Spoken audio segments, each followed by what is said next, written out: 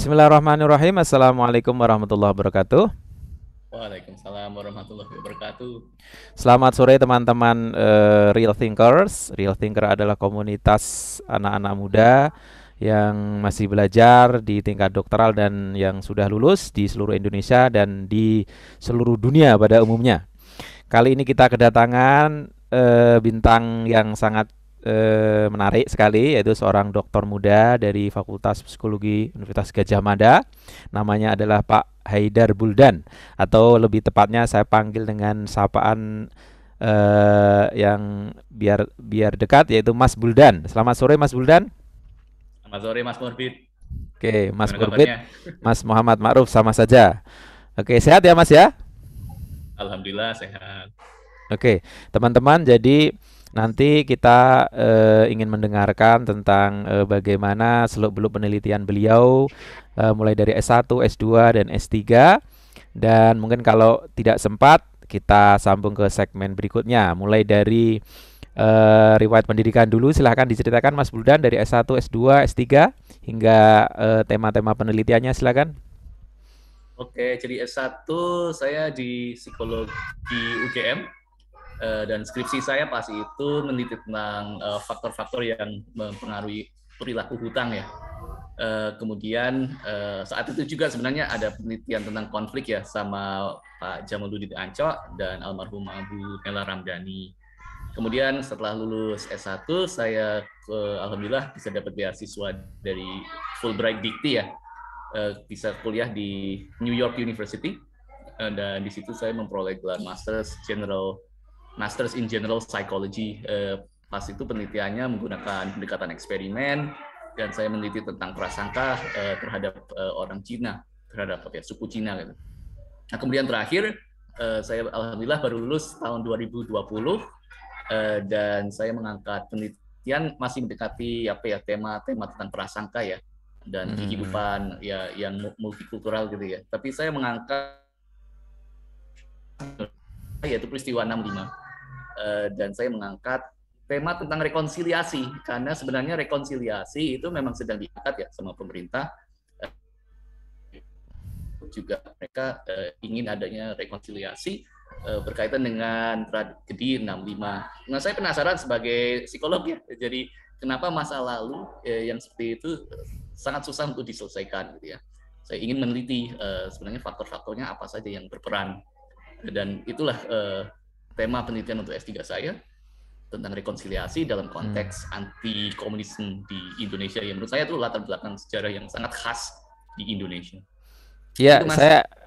saya mau mencocokkan kebenaran dari keterangan Mas Buldan. Saya udah terima nih CV-nya, Mas. Bachelor degree di Fakultas Psikologi ya, Universitas Gadjah Mada tahun 2010 ya, bener ya? Tadi udah disebutin, teman. Nilainya belum disebutin, Mas. Jadi IP-nya 3,55 ya. Iya. Kemudian Nggak penting, Mas. penting itu, master degree-nya di psikologi jadi linear. Kemudian dapat beasiswa di New York University dan doktornya di University of St Saint Andrews Andrews. Ya, Saint di Andrews. London ya. Itu di Saint Andrews, Skotlandia. Oh, Skotlandia. Jadi Scotland, Skotlandia. bukan London ya. Bukan. Dan itu Ya. beasiswa dari LPDP ya. Jadi itu perlu di-mention ya. Oh, oke, Beasiswa oke, dari oke. LPDP. S2-nya di Amerika, S2-nya di Scotland ya. Tetapi saya Ya. tadi mendengar cukup menarik tentang tema penelitiannya, yaitu tentang ethnicity ya, prasangka. Kemudian Mas Bulban juga sudah menjabat sebagai Direktur Center for Indigenous Culture Psychology ya. Betul ya? Betul. Jadi antara direktur organisasi dengan tema penelitian kayaknya linear begitu ya, Mas Buldan ya. Iya. Oke, Bisa di bisa dibilang begitu ya. Kita mulai ya. dari ini kata-kata yang menarik tadi, Mas Buldan, prasangka. Jadi satu kata kunci dulu kita klarifikasi. Maksudnya prasangka ini apa? Halo, halo, bisa dengar suara saya, Mas Mas? ini pecah-pecah, Mas. Suara saya? Pecah-pecah tadi. Halo. Nah, sekarang Oke, baru tapi ya. oke. Tolong dijelaskan maksudnya prasangka di penelitian tadi itu apa? Kalau prasangka itu dalam konteks psikologi ya. Jadi Mm-mm. mungkin yang saya sampaikan ini memang dalam konteks psikologi, dan kalau misalnya dari teori psikologi, prasangka itu sikap negatif. Sikap itu berpikir ya. Jadi saya memandang sebuah kelompok itu secara negatif, tapi juga perasaan yang negatif. Jadi ada sikap, misalnya sikap orang misalnya orang Cina mereka sukanya menipu, atau misalnya orang Papua mereka kayak kurang beradab. Itu kan contoh pemikiran yang negatif gitu ya. Kemudian ada perasaan. Jadi ketika kita berada dekat dengan misalnya seorang yang bersuku Cina, Papua, atau yang berbeda dengan suku Jawa, saya merasa tidak nyaman, mungkin saya merasa benci, saya merasa tidak suka. Ini kan perasaannya. Jadi ada dua komponen. Ada komponen secara pemikiran, tapi ada komponen juga secara perasaannya. Nah, ketika kita berada berdekatan atau kita memikirkan tentang orang-orang di suku lain, yaitu cenderung negatif.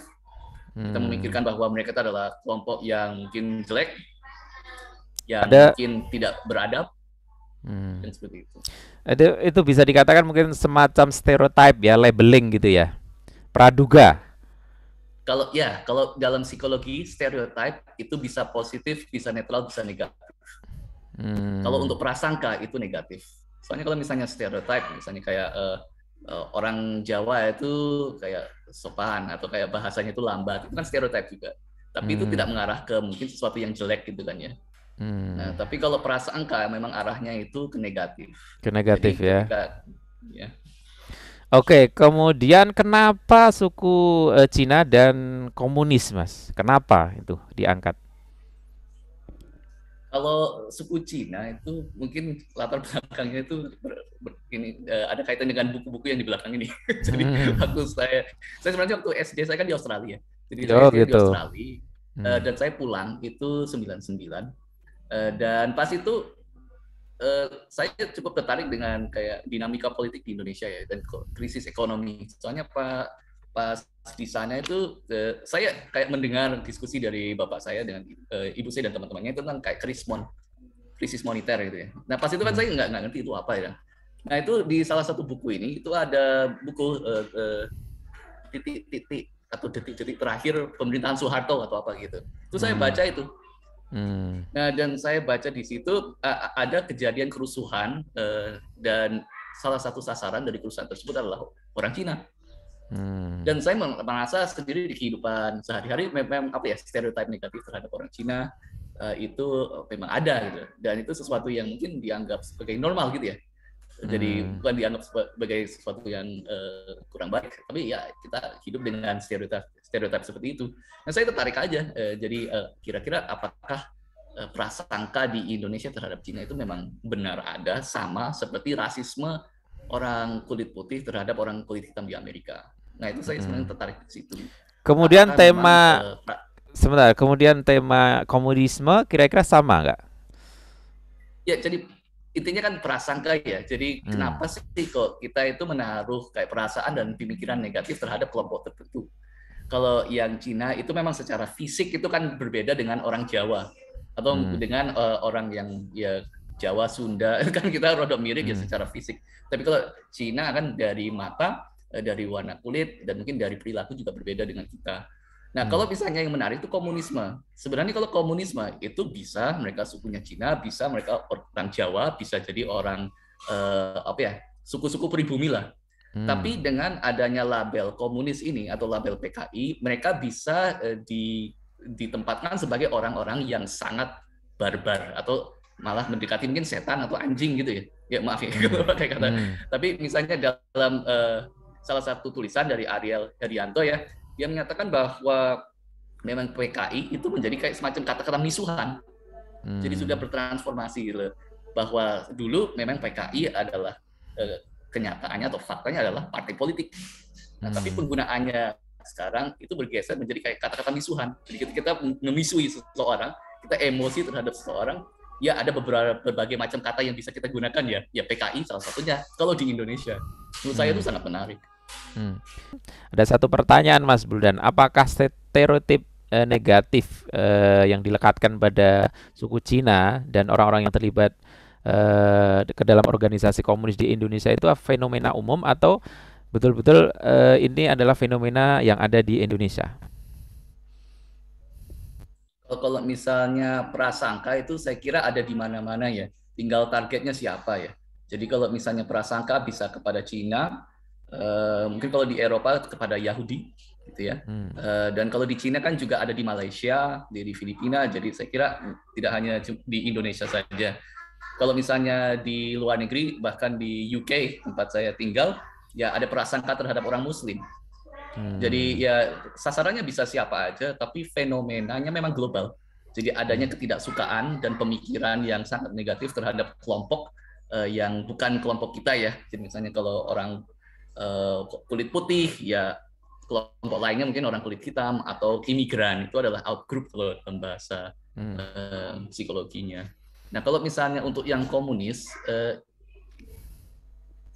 misalnya sentimen terhadap komunis sampai sekarang sehingga dibawa-bawa ke politik, saya kira itu khas Indonesia. Dan menurutku itu sangat menarik. Jadi kalau misalnya sebenarnya kan adanya pengaruh perang dingin ya, itu kan dari sejarah ya. Jadi adanya 65 itu kan tidak terlepas dari konteks sejarah perang dingin antara superpower Amerika Serikat dengan Soviet. Kalau kita lihat Amerika Serikat sebagai misalnya superpower saat itu yang berusaha melawan komunis, ya di Amerika sendiri saat sekarang ya mereka tidak terlalu mereka tidak terlalu melihat komunis sebagai ancaman yang besar. Nah, tapi kalau di Indonesia masih ada pemikiran kebangkitan paten komunisme. Jadi kayak pemikiran-pemikiran dari perang dingin sampai sekarang masih bertahan. Bahkan saya pernah membaca salah satu dokumen pendidikan dari militer menunjukkan bahwa ancaman komunis itu sudah pada level yang berbahaya. Dan menurutku itu menarik. Jadi sampai ke tingkat militer pertahanan ada persepsi bahwa komunis itu sangat mengancam. Sementara mungkin ada kan ancaman yang lainnya misalnya kayak ya sekarang corona ya, terus ada terorisme. Kalau yang lain negara kan mungkin itu yang menjadi ancamannya ya. Tapi di Indonesia menurutku itu khas ancaman komunis. Kemudian sudut pandangnya ini bagaimana nih Mas? Sudut pandang murni psikologi atau psikologi sosial ini? Kan fenomenanya kan banyak. Psikologi sosial ya. Kemudian teori yang digunakan seperti tokoh-tokohnya begitu siapa aja? Jadi kalau untuk yang tentang komunisme ini saya menggunakan teorinya Hamak dan Pilecki ya. Jadi Hamak dan Pilecki mereka menggunakan pendekatan narasi ya. Nah, jadi naratif itu seperti apa? Naratif itu cerita. Cerita tentang apa? Ya cerita tentang masa lalu atau sebuah peristiwa. Dan cerita tersebut yang sudah dibuat masa lalu itu kemudian mempengaruhi pikiran generasi-generasi di bawahnya. Nah, jadi bagaimana peristiwa 65 itu diceritakan, itu akan mempengaruhi sikap kita terhadap komunis saat ini. Dan pengaruhnya nggak cuma orang-orang yang hidup pada masa itu ya, tapi bahkan orang-orang yang lulus yang masuk ke sekolah karena itu ada di buku sejarah ya, buku sejarah akan menceritakan juga narasi. Nah, jadi saya lebih ke situ. Dan Hamak Pilecki menyatakan bahwa memang naratif ini adalah semacam organization of thought gitu. Jadi kayak pemikiran yang terorganisir dan itu memang diwariskan dan disosialisasi menjadi semacam pengaruh sosial. Jadi ini social psychology ini adalah pemikiran kita, saya sebagai individu itu tidak terlepas dari apa yang saya baca, apa yang saya tonton di berita, apa yang saya tonton di film, dan apa yang disampaikan oleh politisi-politisi. Itu kan semuanya konteks sosial ya, dan itu membentuk pemikiran saya terhadap sebuah peristiwa atau sebuah kelompok. Dalam konteks ini itu membentuk cara saya berpandang terhadap PKI. Nah itu jadi teorinya mungkin rada jelimet ya. Naratif ya. Kalau untuk etnis Cina ini juga sama. Stereotip etnisnya juga menggunakan teori yang sama. Kalau Cina tidak menggunakan narrative, tapi menggunakan pendekatan ancaman. Jadi ada integrated threat theory. Integrated threat theory adalah sikap negatif kita akan semakin tinggi ketika kita memandang ada sebuah kelompok tertentu yang berbeda dengan kami, yang mengancam kita secara ekonomi atau mengancam kita secara simbolik. Secara ekonomi itu misalnya persepsi kita bahwa orang-orang Cina mereka mengambil lahan pekerjaan kita, atau mereka mengambil sumber daya kekayaan di Indonesia, sehingga saya sebagai orang Jawa merasa akan kehilangan kesempatan untuk menjadi sejahtera. Itu contoh dari ancaman realistis. Tapi juga ada ancaman yang simbolik, bahwa sebuah kelompok tertentu, misalnya Cina ini, mereka akan menghapus atau kayak menyerang nilai-nilai agama saya atau nilai-nilai tentang keindonesiaan saya. Kalau untuk Cina sendiri itu lebih ke ekonomis, tidak ke arah simbolik. Tapi kalau untuk yang simbolik itu mungkin yang terjadi pada prasangka terhadap orang Muslim. Itu kerasa itu. Misalnya kita jadi orang Muslim di Barat, memang mereka merasa bahwa adanya sekolah-sekolah Muslim itu mengancam kayak identitas sebagai orang sebagai orang Inggris. Dan ini kelompok tertentu ya. Jadi saya nggak menyatakan bahwa semua orang berpikiran seperti ini. Biasanya kalau dari sana istilahnya itu mereka yang rodok right wing ya. Right wing itu mungkin yang garis keras gitu ya. Mereka melihat bahwa adanya semakin banyak imigran yang Muslim itu semakin mengancam mereka sebagai orang kulit putih, sebagai orang Britania Raya, seperti itu. Jadi kalau di Cina lebih ke realistis, kalau untuk yang simbolik, saya kira mungkin pengaruh Barat kali ya. Jadi bagaimana dengan mungkin ada kayak, tapi Barat pun bukan orangnya, lebih ke produk budayanya. Tapi prinsipnya seperti itu sih Mas. Jadi karena ada ancaman, ada persepsi ancaman, itu yang membuat kita semakin tidak suka dengan kelompok tertentu. Dan teori yang dipakai adalah integrated threat ya. Integrated threat theory. Kemudian apa wilayah yang diteliti secara kuantitatif itu di mana aja itu wilayah cakupannya, itu berapa orang yang diteliti semacam itu dengan metode kuantitatif mungkin ya? Ya kalau yang S2 itu memang syarat untuk lulus S2 itu memang nggak terlalu tinggi sih Mas. Kalau di sana itu cuma kayak 80 subjek dan eksperimennya tidak berhasil sih. Jadi saya ingin menggunakan misalnya dengan mereka membaca artikel tentang intelijensi, apakah itu mempengaruhi sikap mereka terhadap orang Cina, itu nggak berhasil. Jadi tidak banyak yang bisa tidak banyak yang bisa digali dari penelitian S2. Kalau dari NYU memang kebetulan untuk tesis itu tidak terlalu strict. Tapi kalau untuk tadi menggunakan teori naratif tadi cukup mengena ya. Ya, kalau yang naratif. Ini sampelnya berapa ini untuk penelitian komunisme di Indonesia ini?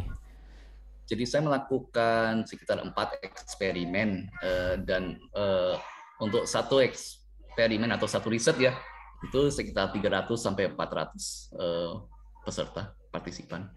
Dan kita memberikan mereka semacam bacaan ya. Nah, bacaannya adalah counter narrative. Jadi misalnya kalau sekarang naratif resminya atau master naratifnya adalah bahwa PKI adalah jahat, mereka adalah pelaku dari G30 SPKI,